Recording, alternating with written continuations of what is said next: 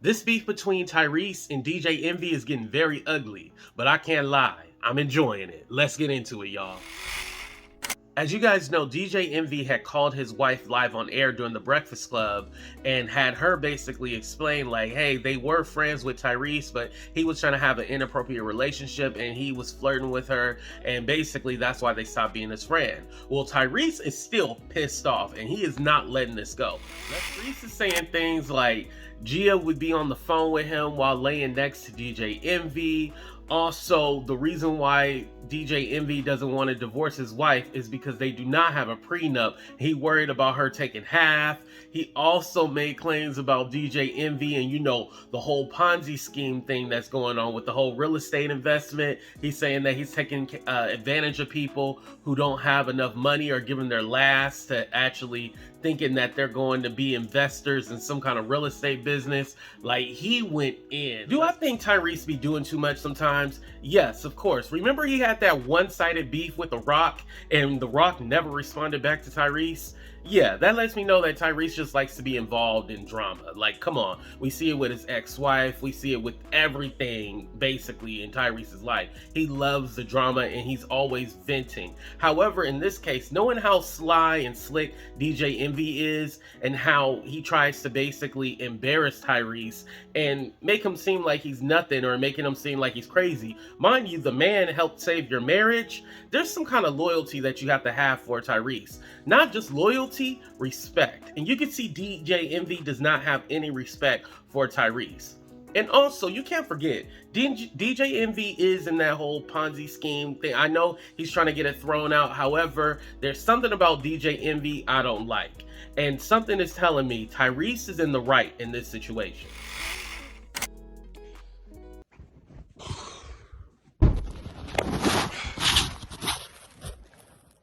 I'm gonna let a lot of people down from the choice that I'm about to make. I've been asked to leave it alone. It's been said that people got a short attention span. They're not gonna be thinking about this shit in the next 3 hours, 3 days. Move on, let it go. Take the high road.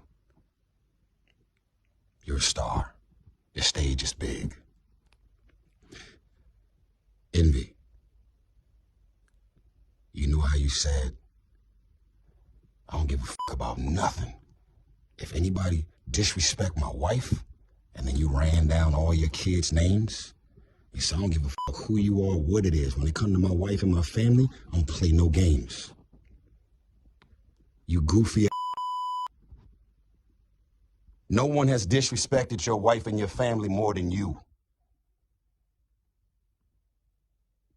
You know the most dangerous thing about me? Is I know what I know about the level you took it to. I'll leave it at that. So all of a sudden, when it comes to your wife and your family, that's off limits. I don't play no games. I'll fucking be ready to shoot, stab, and kill when it comes to my wife and my family. But nigga, no one has violated and disrespected the shit out of your first lady and your family more than you. Put a pin in that.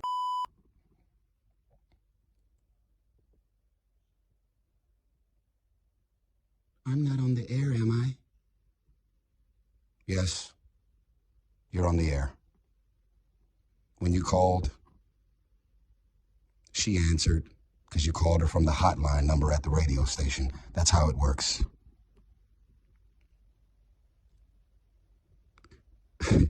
Everybody can see through the Let me explain something to you, sir.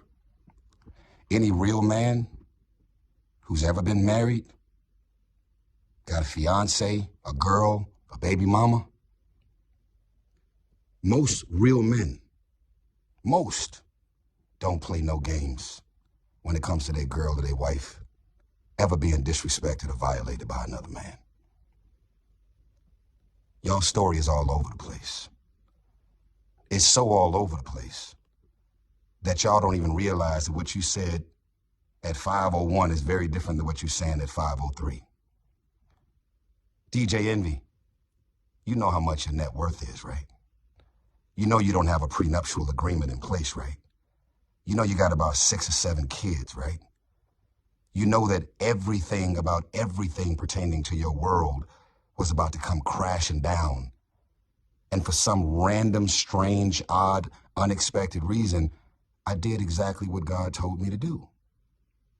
And they say that no good deed shall go unpunished.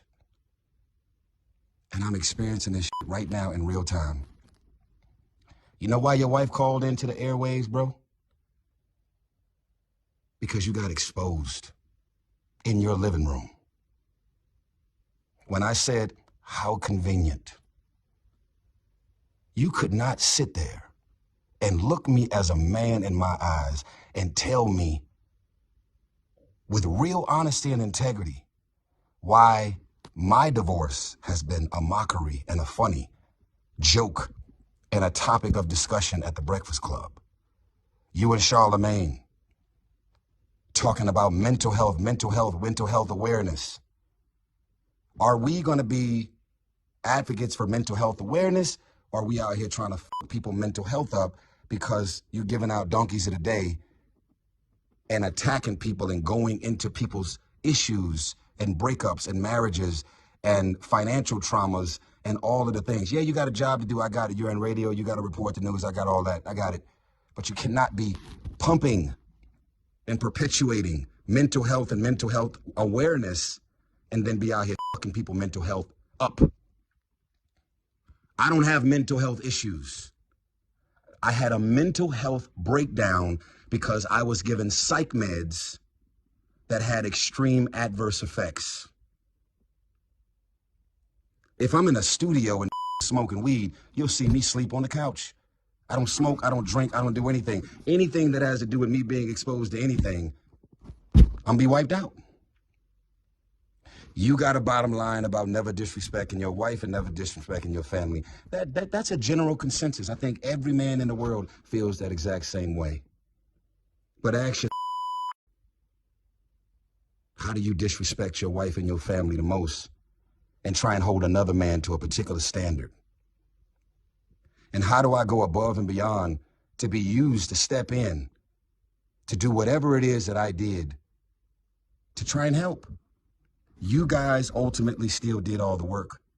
You guys still decided to stick to your vows. Let me remind you, through thick and thin, for better, for worse, sickness and health till death do us part. We can say a lot of things, but we can't say that you ain't got a real wife over there that's really got your back. Do whatever it is that I did to try and help. You guys ultimately still did all the work. You guys still decided to stick to your vows. Let me remind you, through thick and thin, for better, for worse, sickness and health till death do us part. We can say a lot of things, but we can't say that you ain't got a real wife over there that's really got your back because she's still with you.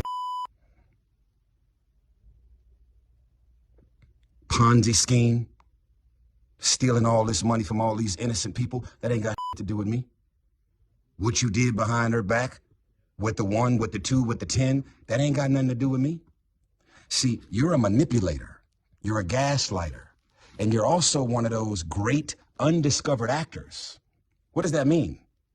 How the fuck are you living a double, triple life and your wife, who is completely innocent and sweet, had no sign and no indication whatsoever that she was out doing what it is that she was doing?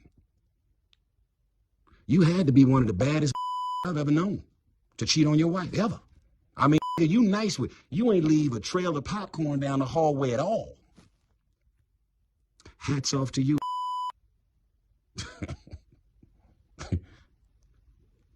Let's unpack this last thing. One of the other things that was mentioned, well, 2 of the other things that was mentioned, and then I'm done. There were nights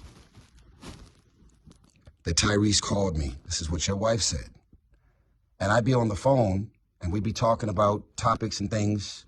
And my husband would be laying in the same bed right on the side of me. Really? I'm on the phone with your wife and you're in the same bed laying on the side of her. What man, what real man would let another man be on the phone in any capacity if I actually disrespected her, if I actually flirted or did anything that y'all accused me of doing. What did I say and what did I do that was inappropriate? To where if it's so disrespectful and inappropriate, you cross the line, need to box your mouth.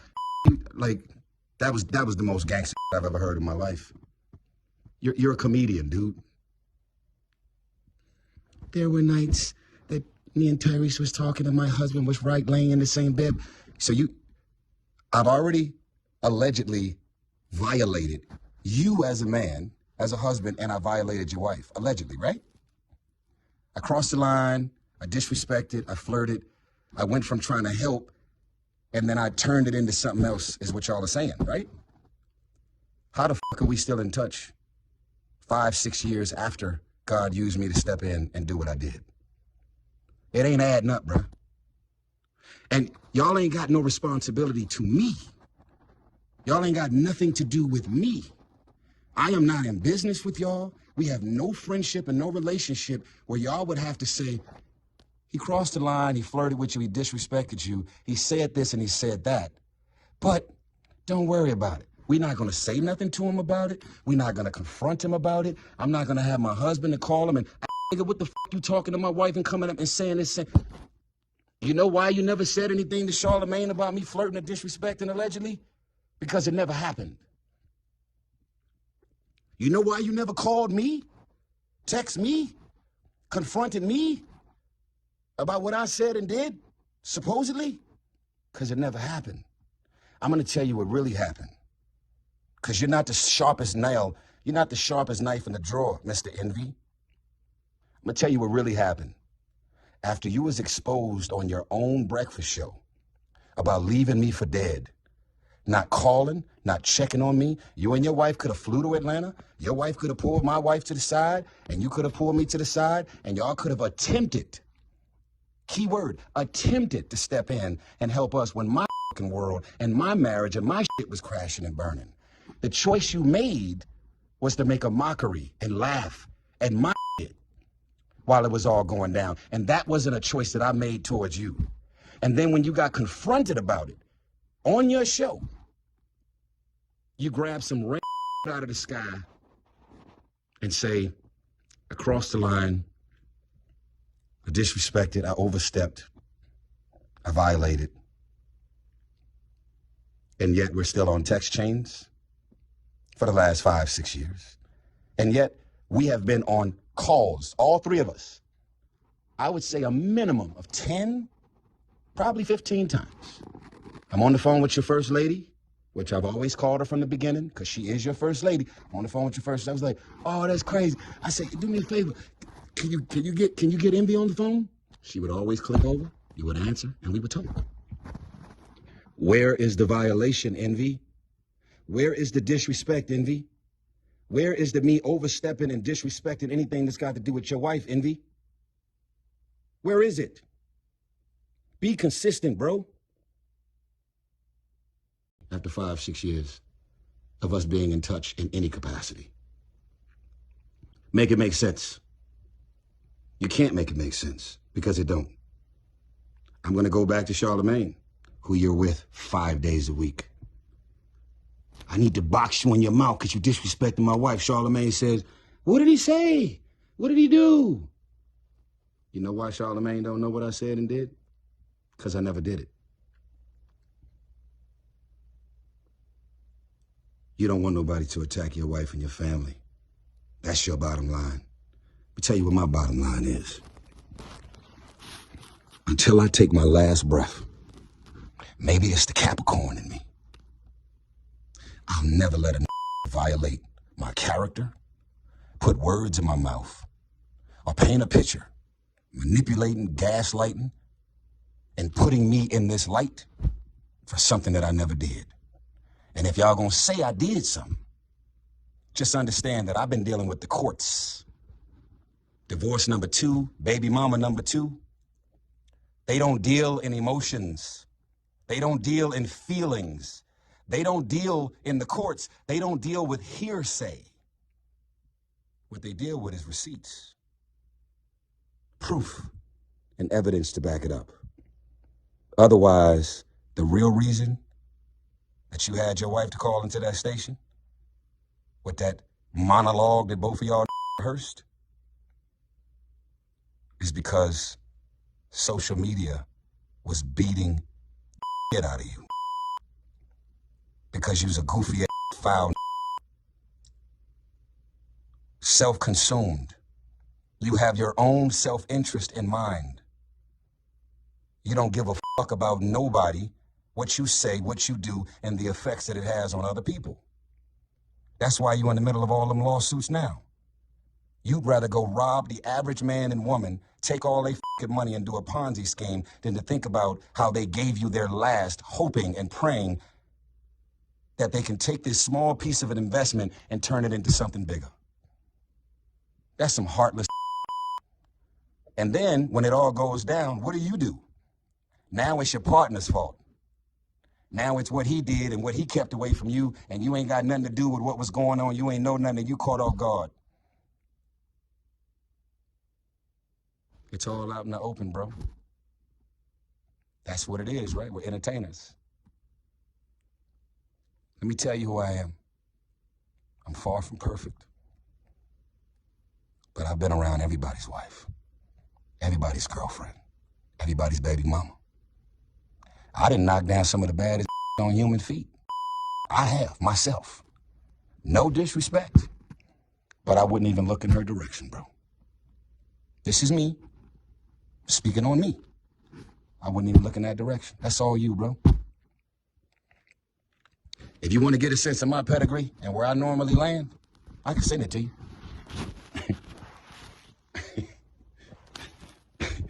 Come on, bro. Accuse me of something that actually makes sense. Wolf in sheep clothing. This guy that knows how to swindle his way into something, and then his agenda becomes something. But y'all describing a lot of people, but you're not describing me. That ain't what the I am. That ain't who I am. So I'm gonna leave it at that. I'm gonna also say this, bro. I wouldn't be putting this up on my Instagram. I wouldn't be posting if all of this shit that just happened didn't play out for the world to see on your Breakfast Club. You definitely had every opportunity in the world. 6 years of an opportunity to call me, text me, confront me, or come at me about anything that you claim or your wife claimed that I actually said or did. 6 whole years. You know what that is on the West Coast? On the West Coast, we would define you as a not that you're not a man. You're still a man, but you're not a man. You a if you're gonna let anybody still be in touch with you or your first lady in any capacity after I supposedly violated and overstepped. So I would say this to you, sir. Leave it alone. Y'all can respond. Y'all can defend yourself. Y'all can go ahead and do the next 10 episodes of The Breakfast Club attacking my life, my character. Y'all can have texting y'all, calling y'all, trying to give y'all the drop on this and that, trying to create some type. Y'all can invite on y'all show to do full interviews to try and describe me as something, whatever picture they want to paint. Until I take my last breath, I will defend my name. I will defend my intentions. And I will speak up and out about the truth. And the truth is not always a good truth. You don't want to tell the truth. I'm willing to tell the truth even if I embarrass the shit out of myself, even if I throw myself under the bus, even if I got to apologize, even if I got to make whatever calls. I've been...